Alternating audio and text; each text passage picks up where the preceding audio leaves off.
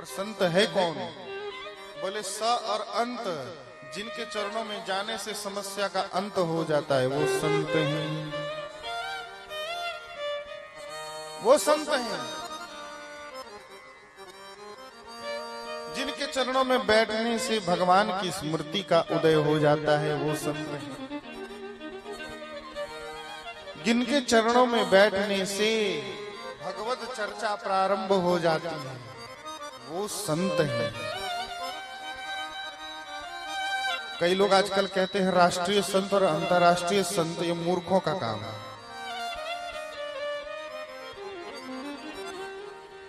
कोई राष्ट्रीय नहीं होता और कोई अंतर्राष्ट्रीय नहीं होता, तो होता क्या? बोले राष्ट्रीय ही होता है, परंतु कहने की आवश्यकता नहीं है। क्यों? बोले संत का प्रत्येक क्षण राष्ट्र के कल्याण के लिए ही होता है। हमारा आपका प्रत्येक क्षण राष्ट्र के कल्याण के लिए है क्या? जरा विचार कर लें। कई लोग घर से आए होंगे तो बिजली पंखा बंद करके नहीं आए होंगे।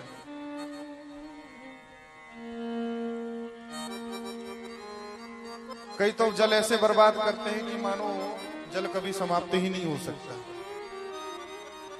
कई लोग चलते सड़क पर जहां तहां थूकते हैं। कितने लोग थूकते हैं? लगभग सभी लोग थूकते हैं।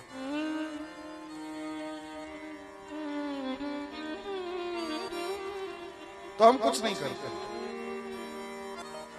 हम राष्ट्र के लिए सोचने का हमारे पास कुछ नहीं है, बस पाकिस्तान को गाली देने का समय है हमारे पास।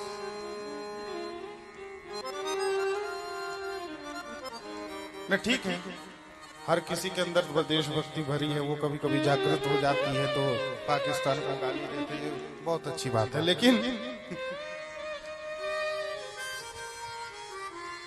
लेकिन हमारा कौन सा ऐसा आचरण है जिससे राष्ट्र का कल्याण हो रहा है? कोई आचरण ऐसा नहीं है। लेकिन संत का प्रत्येक क्षण राष्ट्र के हित के लिए होता है।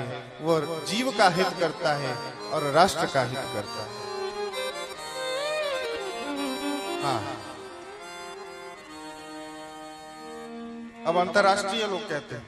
एक बार मैं एक जगह कथा कह रहा था तो वहां मुझसे पूर्व किसी ने अनाउंसमेंट किया कि एक अंतर्राष्ट्रीय संत आए हुए हैं। मेरे बारे में नहीं कहा। एक बात, अब मैं जब मंच पर गया तो कह दिया साफ साफ, मैं डरूं क्यों बोलने से भाई? कई लोगों को इसी से प्रॉब्लम है कि ये बोलते समय सोचता नहीं, बोल देता।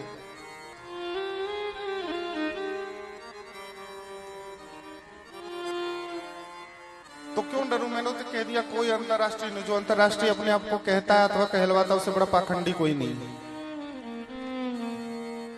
अरे 4 देश तुम घूम लिए तो बहुत बड़े अंतर्राष्ट्रीय संत बन गए।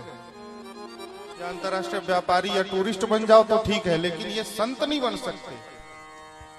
संत तो स्वभाव होता है।